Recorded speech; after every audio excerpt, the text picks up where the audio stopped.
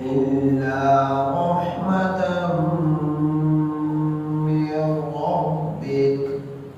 إن فضله كان عليك كبيرا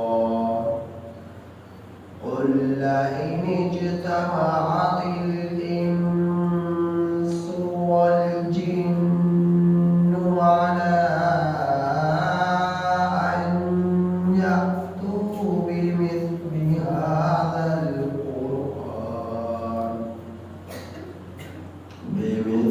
هذا القرآن لا يأتون بمثله ولو كان بعضهم ببعض ظهيرا ولقد صرفنا للناس في هذا القرآن من كل مثل فأبى أكثر الناس إلا كفورا. یہ سورہ بنی اسرائیل کی آیت نمبر 85 تا 99 آپ کے سامنے تلاوت ہوئی.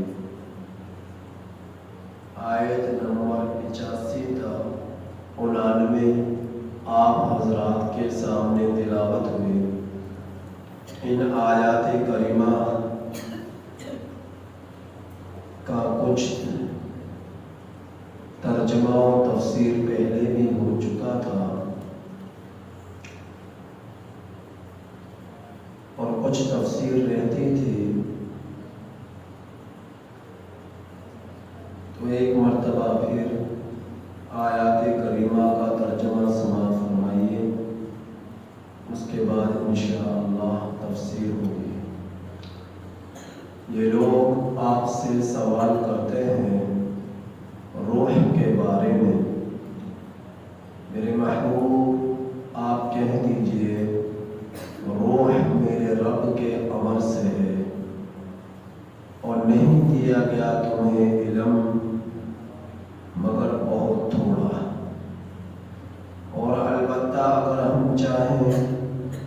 البتہ ہم لے جائیں اس چیز کو جو ہم نے وحی کی آپ کی طرف، پھر آپ نہ پائیں اپنے لیے اس کی وجہ سے ہمارے خلاف کوئی وکیل، مگر یہ رحمت ہے تیرے رب کی طرف سے، بے شک اللہ کا فضل ہے آپ پر بہت بڑا. آپ کہہ دیجئے البتہ اگر جمع ہو جائے انسان اور جنات اس بات پر کہ وہ لائیں اس قرآن کریم کی مثل، تو نہ لا سکیں گے اس کی مثل، اگرچہ ان میں سے بعض کے مددگار ہو جائے. اور البتہ تحقیق ہم پھیر پھیر کر بیان کرتے ہیں کو لوگوں کے لیے اس قرآن کریم میں ہر مثال کو، بس اکثر لوگوں نے انکار کیا مگر نہ ماننے کا.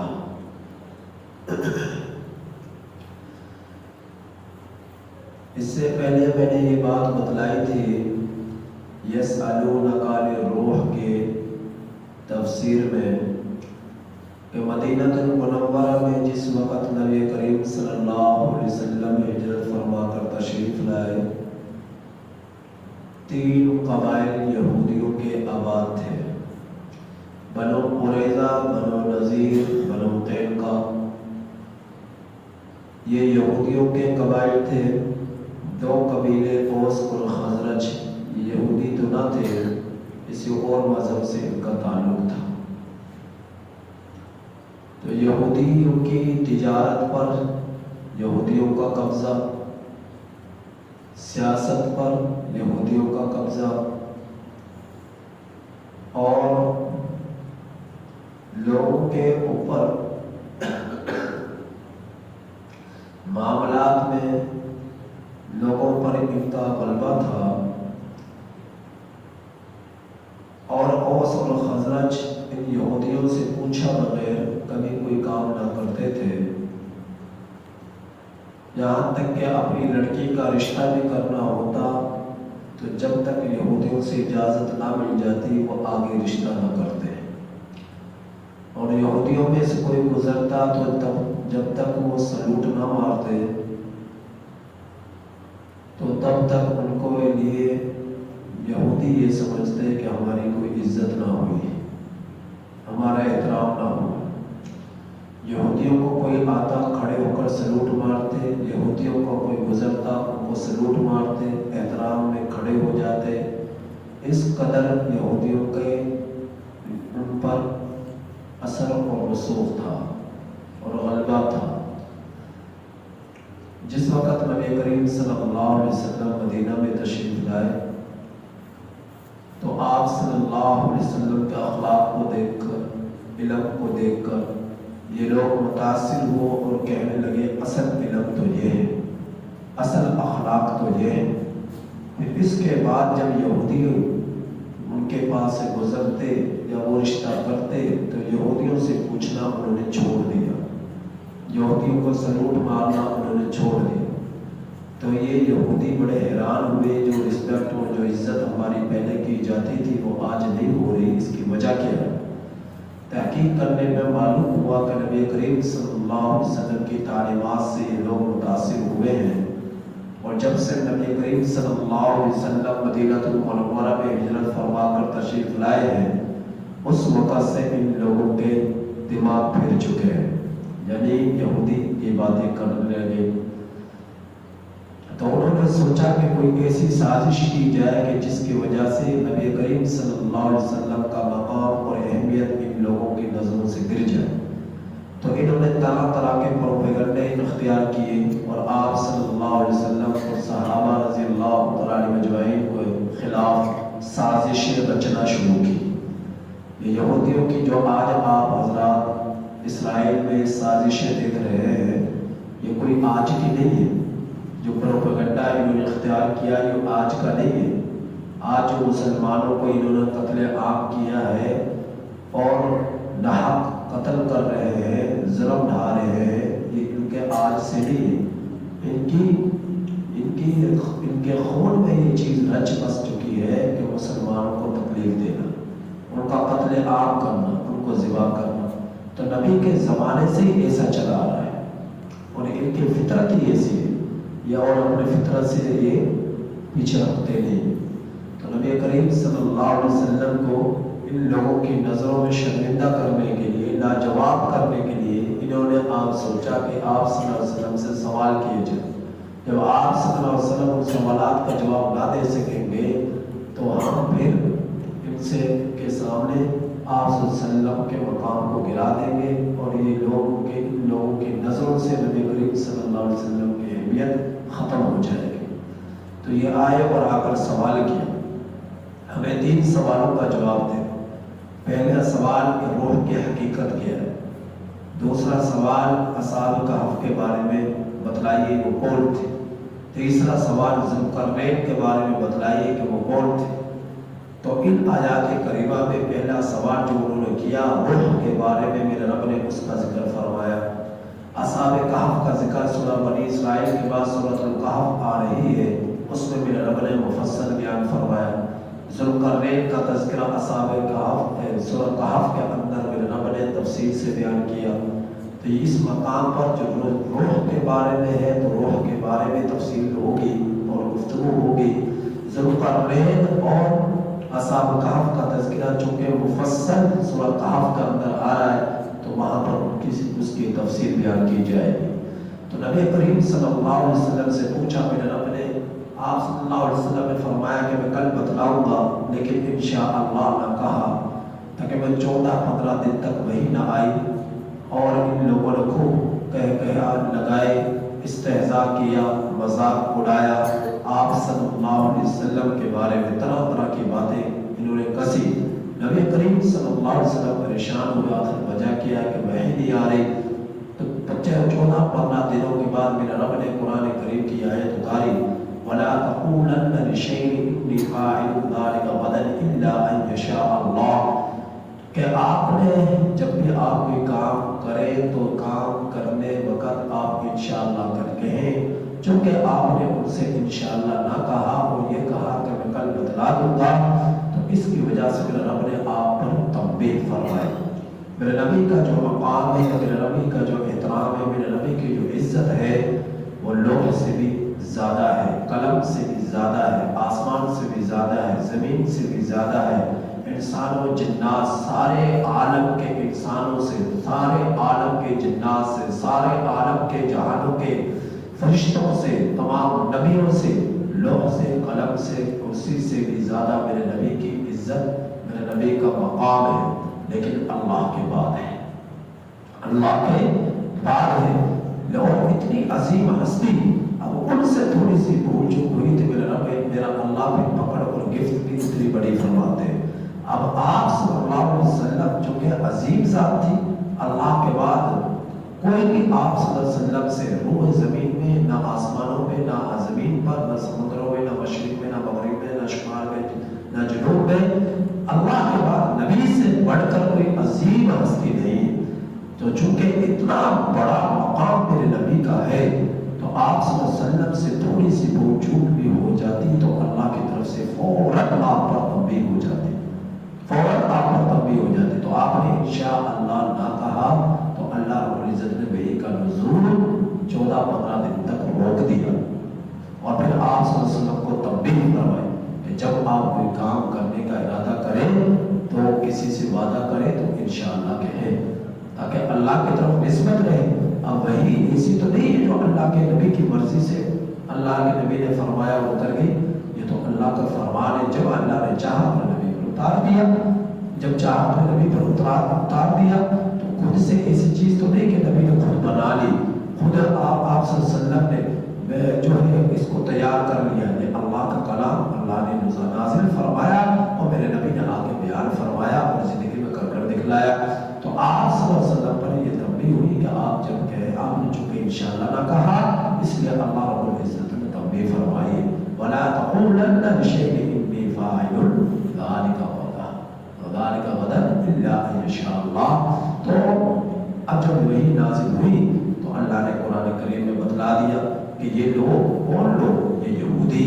یہ بنو نذیر، یہ بنو قینقاع، یہ بنو قریظہ،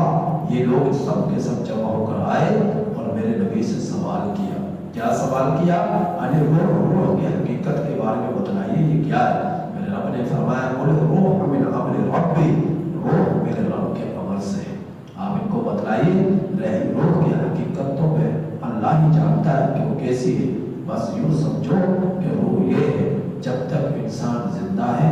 جب تک روح ہے انسان زندہ ہے، اور جب روح جسم سے نکل گئی تو انسان زندہ نہیں، وہ مردہ ہے، انسان زندہ نہیں، وہ مردہ ہے۔ تو انسانی جسمانی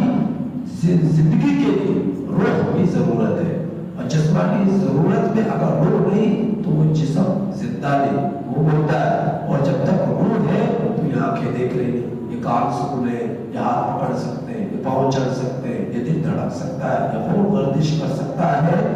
آپ دائیں بائیں مڑ سکتے ہیں، چل سکتے ہیں، پھر سکتے ہیں، دوڑ سکتے ہیں۔ جیسے ہی روح نکلی، نہ آپ دیکھ سکتے، نہ سن سکتے، نہ پکڑ سکتے، نہ چل سکتے، نہ دل حرکت کر سکتا ہے، نہ آپ دائیں بائیں مڑ سکتے، نہ اٹھ سکتے، نہ کھا سکتے، نہ پی سکتے، آپ کچھ نہیں کر سکتے کیونکہ آپ زندہ نہیں ہیں، اب آپ مردہ ہو چکے۔ تو جب تک انسان کے جسم میں، انسانی جسم میں، اجسام میں روح ہے تب تک وہ زندہ ہے، اور جب روح نکل گئی تو یہ مردہ ہے۔ تو انسانی جسم کے ساتھ جس طرح روح کا تعلق ہے، اسی طرح روحانیت بھی مردہ ہوتی ہے، زندہ ہوتی ہے۔ اب روحانیت کا تعلق جس طرح روح کا جسم کے ساتھ ہے، اسی طرح روحانی اعتبار سے ہر انسان کے ساتھ قرآن کریم یعنی روحانی چیز کا ہونا بھی ضروری ہے، روحانی علم کا بھی ہونا ضروری ہے، قرآن کریم کی تعلیمات کا ہونا ضروری ہے، قرآن کریم پر عمل ہونا ضروری ہے۔ اب جو انسان قرآن تعلیمات سے دور بھاگے گا تو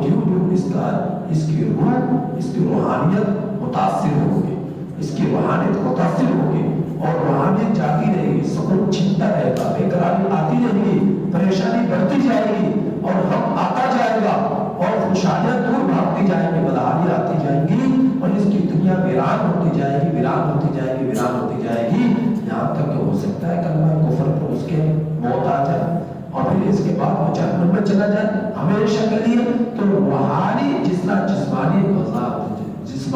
جسم کو ضرورت ہے روح کی تاکہ وہ زندہ رہ سکے، اسی طرح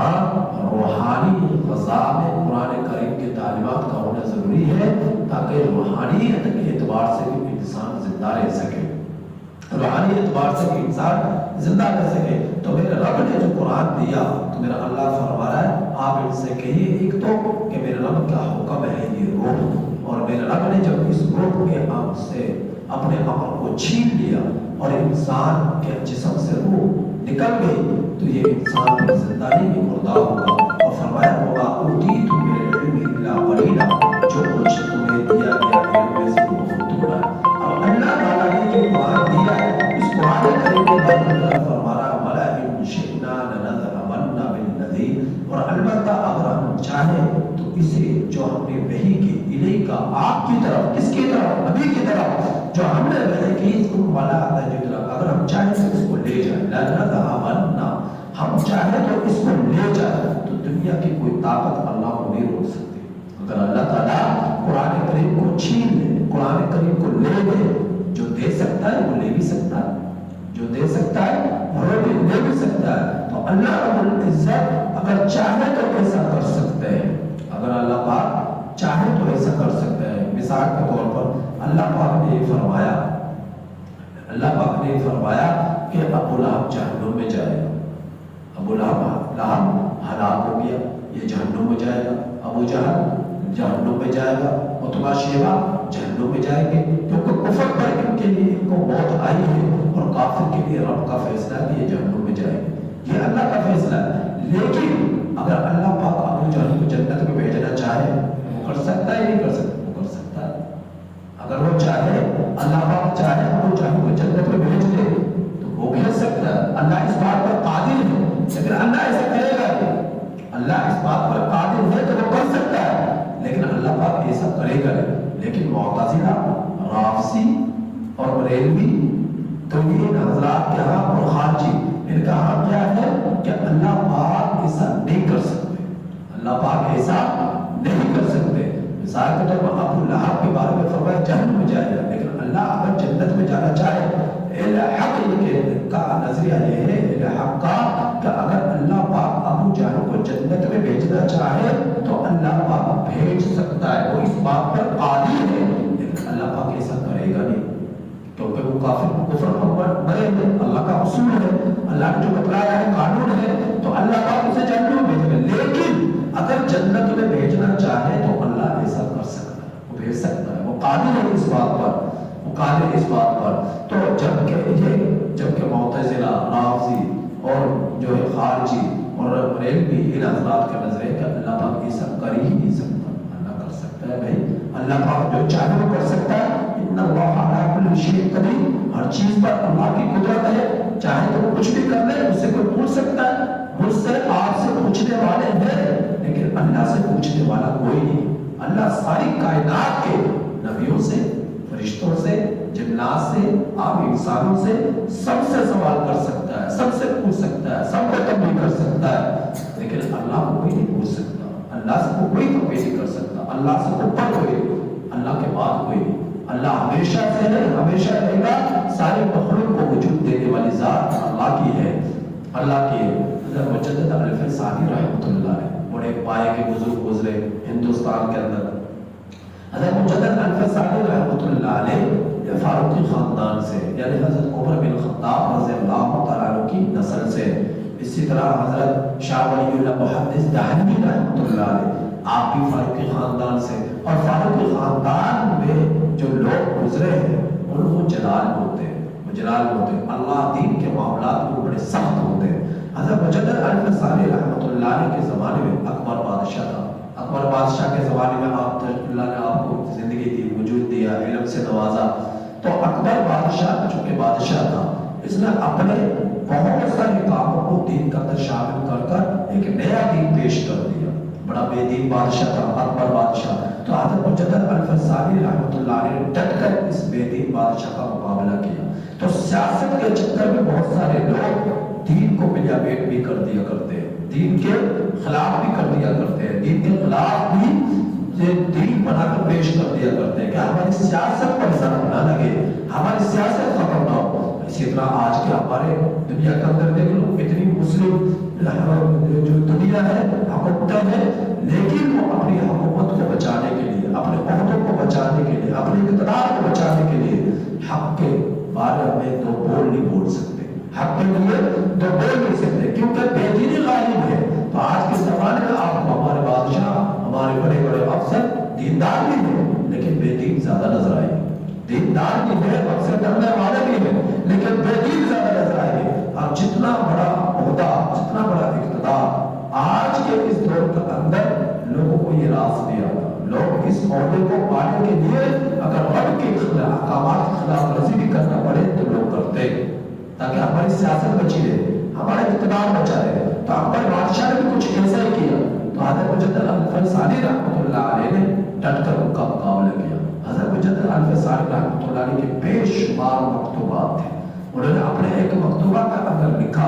ایک واقعہ لکھا. ایک شخص آیا اور آپ سے پوچھا، آپ سے کہنے لگا کہ حضرت مجھے یہ بتلاؤ، ایک شخص نیک ہے، ایک شخص متقی ہو اور اللہ پاک نے اس کے بارے میں وعدہ کیا کہ وہ جنت میں جائے گا، تو کیا اللہ اسے بھیج سکتا ہے جہنم میں؟ تو حضرت مجدد الفسانی رحمۃ اللہ علیہ نے فرمایا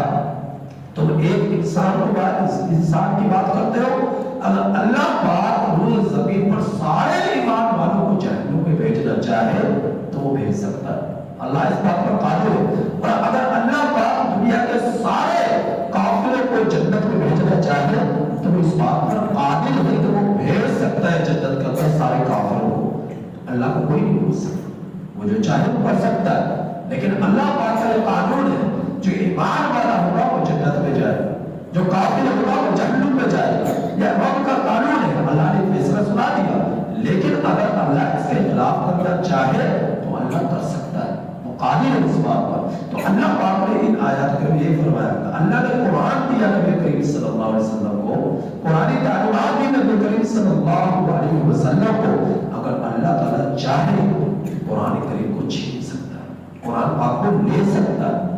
کوئی اللہ سے نہیں پوچھ سکتا. وَلَئِنْ شِئْنَا لَنَذْهَبَنَّ بِالَّذِي، اور البتہ اگر ہم چاہیں البتہ لے جائے اس قرآن کریم کو جو ہم نے نہیں کیا آپ کی طرف. اور دنیا کی کوئی طاقت رب کو اس کام کو کرنے سے نہیں روک سکتی. دنیا کی کوئی طاقت رب کو اس کام کو کرنے سے نہیں روک سکتی. اور کوئی بھی محفوظ والا تجد لک بہ علیہ وکیلا، آپ اپنے لیے اس کی وجہ سے ہمارے خلاف کوئی وکیل نہ پائیں، کوئی مددگار نہ پائیں. اللہ رب العزت کے خلاف کو ڈٹ کر کھڑا ہو سکے اور قرآن کریم کو واپس لے سکے، یہ سب کوئی نہیں پائے گا. تو یہ قرآن کریم اللہ کا کلام جو دینے والا ہے وہ دے بھی سکتا ہے، اور دنیا کی کوئی طاقت اس سے پوچھ نہیں سکتی، پوچھنے کا مجاز بھی نہیں کیا، حق نہیں رکھتے. تو میرا رب فرمایا الا رحمۃ من ربک، یہ قرآن کریم رحمت ہے تیرے رب کی طرف سے، اللہ کی طرف سے یہ رحمت ہے نبی کے لیے، صحابہ کے لیے، تابعین کے لیے، تابعین کے لیے، مسلمانوں کے لیے، ایمان والوں کے لیے، ساری دنیا کے انسانوں کے لیے رحمت ہے. جو تعلق اس سے اپنا جوڑے گا وہ اس کی روحانیت کو محسوس کرے گا، وہ اس کی طرف سے سکون کو محسوس کرے گا، اس کی طرف سے خوشی محسوس کرے گا. یہ رب سبحانہ و تعالیٰ کی طرف سے بہت بڑی نعمت ہے. میرا رب فرمایا الا فضلہ کان علیک کبیرا، بے شک اللہ رب العزت کا آپ پر یہ بہت بڑا فضل ہے.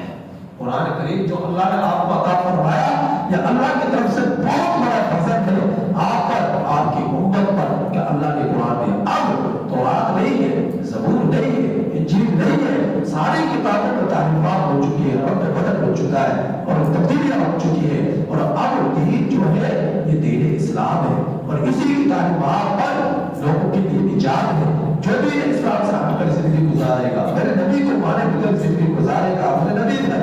اترے ہوئے قرآن کریم کی خلاف ورزی کرے گا تو ایسا شخص بے دین ہے، اور بے دین کے لیے رب کا فیصلہ ہے وہ جنت میں نہیں جائے گا۔ تو قرآن کریم ساری دنیا کے عالموں کے لیے حیات کا ذریعہ، ساری دنیا میں جتنے بھی انسان ہیں سب کے لیے حیات کا ذریعہ، روحانی اعتبار سے یہ غذا ہے، روحانی غذا۔ تو قرآن کریم اب اس سے جب تک کہ قرآن ہے انسان زندہ ہے، جب اللہ اس قرآن کو اٹھا لے گا تو دنیا میں لوگ زندہ نہ رہ سکیں، قیامت قائم ہو جائے گی، ساری دنیا کا نظام تہس نہس ہو جائے گا، برباد ہو جائے گا، ختم ہو جائے گا۔ تو یہ اللہ کی طرف سے بہت بڑا انعام ہے، فضل ہے۔ قرآن کریم کی صورت میں جو اللہ پاک نے نبی کریم صلی اللہ علیہ وسلم کو عطا فرمایا اور آپ کی وساطت سے قیامت تک آنے والے ہر انسان کے لیے یہ اللہ کی طرف سے نعمت عظیمہ ہے۔ تو رب اس قرآن کریم کے بارے میں فرما رہا ہے قُلْ لَئِنِ اجْتَمَعَتِ الْإِنسُ وَالْجِنُّ، اے میرے نبی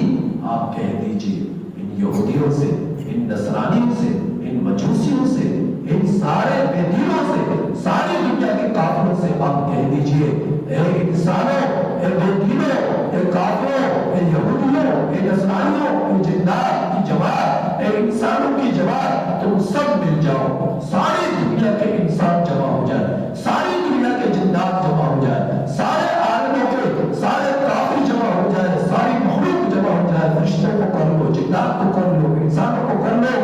سارے لوگوں کو جمع کر کر قرآن جیسا قرآن بنا کر لاؤ، قرآن جیسا قرآن بنا کر لاؤ۔ یہ اللہ اپنی عزت نے 1450 سال پہلے چیلنج فرمایا، آج تک اس چیلنج کو کوئی قبول نہ کر سکا۔ یہ رب کے قرآن کے حقانیت کی دلیل ہے،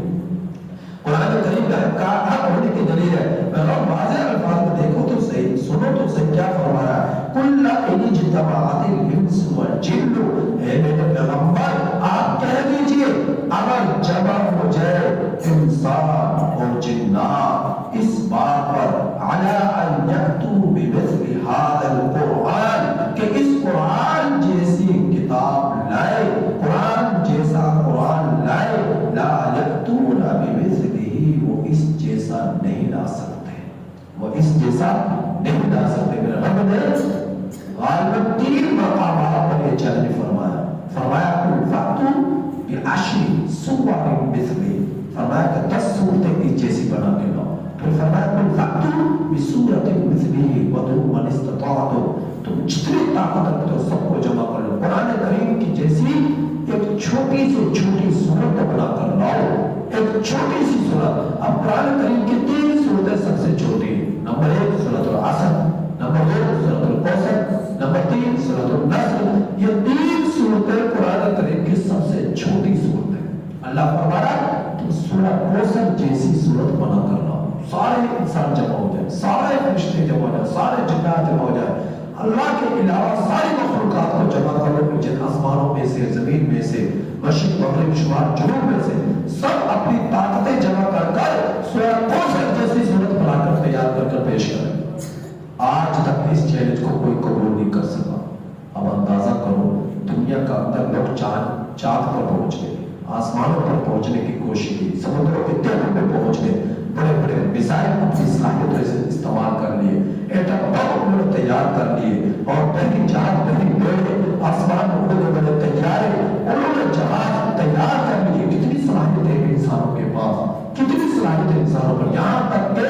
آپ کے جسم میں جو روح ہے اس روح کے وزن کو انہوں نے محسوس کر لیا کہ اس روح کا وزن کتنا ہے، اس روح کا وزن کتنا ہے۔ اتنی صلاحیت، اتنی صلاحیت، اتنی صلاحیت یافتہ انسان آج تک سورۃ کوثر جیسی ایک چھوٹی سی صورت تیار کر نہ لا سکے، پیش نہ کر سکے، 1450 سال گزر گئے۔ اب آپ اندازہ کرو یہ قرآن کریم کے حق ہونے کی دلیل نہیں ہے، قرآن کریم کے عظیم ہونے کی دلیل نہیں ہے۔ یہ اللہ پاک نے اتنا عظیم کلام میرے نبی کے وساطت سے ہمیں عطا فرما دیا، اس پر اللہ کا جتنا بھی شکر ادا کرے اتنے کا، لیکن ہم اس کی کیا قدر کرتے ہیں؟ یہ چونکہ دولت عام ہے اس لیے ہمیں اس کی قدر نہیں، ہمیں اس کی پہچان نہیں، ہمیں اس کی شناخت نہیں، ہمیں اس کی اہمیت نہیں ہے، ہمیں اس کے مقام کا فضیلت کا پتہ ہی نہیں ہے۔ اس لیے تو ہمارے گھروں میں ہماری بچیاں قرآن کریم کو پڑھتی نہیں ہے، ہمارے خواتین قرآن کریم کو پڑھتی نہیں ہے۔ روزانہ ہر خاتون کو چاہیے، ہر مرد کو چاہیے زیادہ نہیں تو دیکھ کر قرآن پاک کی ایک رکوع تلاوت کر لے، آدھا رکوع تلاوت کر لے، لیکن روزانہ کی بیس پر کرے۔ اور اللہ کو ایسا آواز محبوب ہے جو ہمیشہ ہو اگرچہ کم ہو۔ ایسا نہیں کہ آپ نے ایک مرتبہ 5 سپارے پڑھ لی، اس کے بعد کئی مہینوں تک آپ نے قرآن کریم کو کھولا ہی نہیں۔ پھر ایک قرآن پاک کی تلاوت کرنا، پھر دوسرے قرآن کریم کو سمجھنا، قرآن کریم کو سننا، اس کے ترجمے کو سمجھنا، اس کی تفسیر کو سمجھنا۔ اب یہ دولت میرا رب تمہیں بغیر مانگے دے رہا ہے، بغیر اجرت کے دے رہا ہے، اور سال سے دے رہا ہے۔ اب سب جو نہیں سننا چاہتے ان کو بھی دے رہا ہے کہ سنو تو تمہیں یہ اس کی تفسیر بیان کی جا رہی ہے، اس کا ترجمہ بیان کیا جا رہا ہے، اس کی تلاوت کی جا رہی ہے۔ تو جو قرآن کریم کو 24 گھنٹوں بھی نہیں سن سکتے، کھیتی باڑی کی مصروفیات کی بنا پر، مویشیوں کی ذمہ داری کی بنا پر، اور اپنے دفاتر میں جانے کی فکر کی بنا پر ان کو وقت ہی نہیں ملتا قرآن سننے کا، قرآن سیکھنے کا، تو ٹھیک ہے تم اپنے بستروں میں لیٹے رہو، قرآن کریم کی آواز تمہارا رب تمہارے کانوں میں پہنچا رہا ہے، اور تم پھر بھی قدر نہ کرو تو اس کل قیامت کے دن تمہارے لیے عذر کوئی نہیں ہوگا کہ اللہ کوئی بتلانے والا نہیں تھا، ہمیں تو پتہ ہی نہیں تھا، ہمیں جسم میں جان نہیں تھی کہ ہم چل کر جاتے اور کسی مولوی صاحب سے، کسی سے، علم والے سے علم سیکھ لیتے، قرآن سیکھ لیتے۔ کل قیامت کے دن جن تک آواز جاری ان میں سے کوئی عذر نہیں پیش کر سکے گا، یہ کوئی عذر نہیں پیش کر سکے گا۔ تو اللہ پاک نے یہ چیلنج فرمایا کہ سارے انسان، سارے جنات جمع ہو کر قرآن جیسا قرآن بنا کر لائے، آج تک نہیں لا سکے، یہ رب کا چیلنج ہے۔ تو اللہ رب العزت فرما رہے وَلَوْ كَانَ بَعْضُهُمْ لِبَعْضٍ ظَهِيرًا، اگرچہ ان میں سے بعض کے مددگار بن جائے، انسان جنات انسان کی، فرشتوں کے فرشتے انسان کے، یہ سب کے سب مل کر ایک دوسرے کے مددگار بن کر بنا رہے، قرآن تیار کر رہے ہیں، میرا فرمانا نہیں کر سکتے۔ مسلمہ کا ذات ہے بنانے کی کوشش کی قرآن جیسی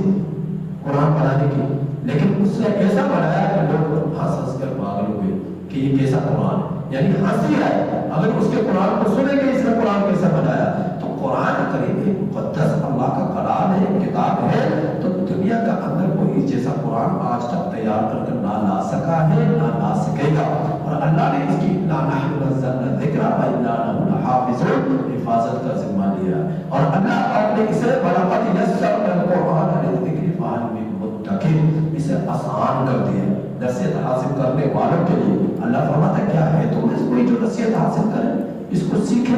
اس سے نصیحت پکڑے اور اس کی تعلیمات پر عمل کر سکے، ہے تم میں سے کوئی ایسا؟ تو اللہ پاک نے یہ چیلنج جو فرمایا، تو اس چیلنج کو آج تک کوئی قبول نہ کر سکا، تو میرا فرما رہا ہے وَلَقَدْ صَرَّفْنَا لِلنَّاسِ فِي هَذَا الْقُرْآنِ، البتہ تحقیق ہم پھیر کر لوگوں کے لیے اس قرآن کریم میں من کل مثل ہر طرح کی مثالیں بیان کرتے ہیں، فَأَبَىٰ أَكْثَرُ النَّاسِ، اس کے باوجود بہت سارے لوگ اس کا انکار کرتے ہیں، بہت سارے لوگ قرآن کریم کا انکار کرتے ہیں، اس کے تعلیمات کا انکار کرتے ہیں، قرآن کریم کی بے حرمتی کرتے ہیں، قرآن کریم کی تعلیمات سے بھاگتے ہیں۔ کیوں؟ إِلَّا كُفُورًا، کیونکہ انہوں نے نہ ماننے کا عزم کیا۔ کچھ بھی ہو جائے ہم نے قرآن کریم کو قبول نہیں کرنا، اس کی تعلیمات کو قبول نہیں کرنا۔ اس لیے تو آئے نا آپ لوگ دیکھتے ہو یورپ کے اندر کبھی قرآن کریم کو پاؤں کے نیچے روکنے کی کوشش کرتے ہیں، کبھی قرآن کریم کو آگ لگانے کی کوشش کرتے ہیں، قرآن کریم کی بے حرمتیاں کرتے ہیں۔ اب یہ بغض ہے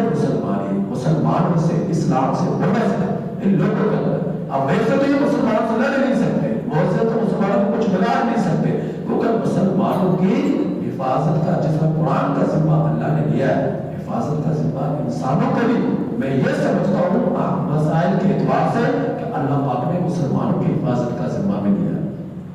جب تک مسلمان ہے یہ دنیا قائم ہے، یہ مسلمان ختم ہو گئے اور اللہ نے قیامت برپا کرنا چاہی اور یقیناً وہ کرے گا ایسا، تب کہ مسلمانوں کو ختم کر دے گا، تو وہ بھی یوں سمجھ لو اللہ کے حکم سے ختم ہوگی، سریلی ہوا چلے گی۔ میرے نبی نے فرمایا بہت ہی لذیذ، مزیدار، دلوں کو بھانے والی، کانوں کو لذت بخشنے والی، آنکھوں کو سکون بخشنے والی، دل کو قرار بخشنے والی سریلی ہوا چلے گی۔ جب اس دنیا میں کوئی کافر نہیں ہوگا، سب مسلمان ہوں، تو اللہ پاک اس وقت سارے مسلمانوں کو موت دے دے، تو اس کے بعد اس روئے زمین پر جو رہنے والے ہوں گے وہ کافر ہوں گے، سارے دنیا میں کافر کا تو اللہ کے حکم سے ساری دنیا کے مسلمانوں کو موت آئے گی، پھر اللہ کے حکم سے جب یہاں پر کافر ہوں گے روئے زمین پر مسلمان ایک بھی نہیں ہوگا، پھر اللہ پاک قیامت کو قائم فرمائے گا، پھر اللہ پاک قیامت کو قائم فرمائے گا۔ تو جس سے یہ معلوم ہوا آج یہ یہودی مسلمانوں کو مٹانا چاہتے، اسلام کو ختم کرنا چاہتے، یہ نصرانی مسلمانوں کو ختم کرنا چاہتے، اسلام کو مٹانا چاہتے، یہ اپنے ناپاک منصوبوں میں کامیاب نہیں ہو سکتے۔ ان کے مٹانے سے اسلام نہیں مٹ سکتا، ان کے مٹانے سے یوں کہ لوگ قربانی رہے مسلوق روح ہوں گے وہ مسلمان جو اسلام پر عمل کر رہے، جو جہاد فی سبیل اللہ کر رہے، جو ہے باطل کے خلاف لڑائیاں کر رہے، حق کے لیے جانوں کی قربانیاں پیش کر رہے، وہ مسلمان سرخروح ہو رہے۔ اللہ ان کے مقام کو بڑھا رہا ہے، ان کے اللہ پاک ان کے درجوں کو بڑھا رہا ہے۔ اب وہ مسلمان جو جہاد فی سبیل اللہ سے بھاگتے، اسلام سے دور بھاگتے، دنیا کی محبت نے ان کو مزید بنا دیا، تو یہ ان کے لیے بہت بڑی محرومی کا ایک ذریعہ، انعامات سے، روحانیت سے، آخرت سے، جنت سے، رب کی رضا سے، خوشنودی سے بہت بڑی ان کے لیے بربادی اور محرومی کا ایک ذریعہ ہے، جس پر جتنا افسوس کیا جائے اتنا کم۔ تو خوش نصیب ہیں وہ لوگ جو حق کے لیے جیتے، حق کے لیے مرتے، اسلام کے لیے جیتے، اسلام کے لیے مرتے ہیں، وہ لوگ خوش نصیب ہیں۔ ان کا جینا مرنا صرف اور صرف قرآن کے لیے، اسلام کے لیے، اسلامی تعلیمات کے لیے ہے، وہ خوش نصیب ہے۔ لہٰذا ہمیں اس کی قدر کرنی چاہیے۔ اللہ پاک نے زندگی ایک مرتبہ ہر ایک کو دی اور جن سے چھین لی، آج تک آپ دیکھیں گے کوئی قبر سے زندہ اٹھ کر نہیں آ گئے۔ جو مر گیا اسے دوبارہ وہ زندہ ہو کر آ گیا، اس دنیا میں زندگی گزار رہا ہو، آج تک آپ دیکھیں گے کوئی ایسا نہیں۔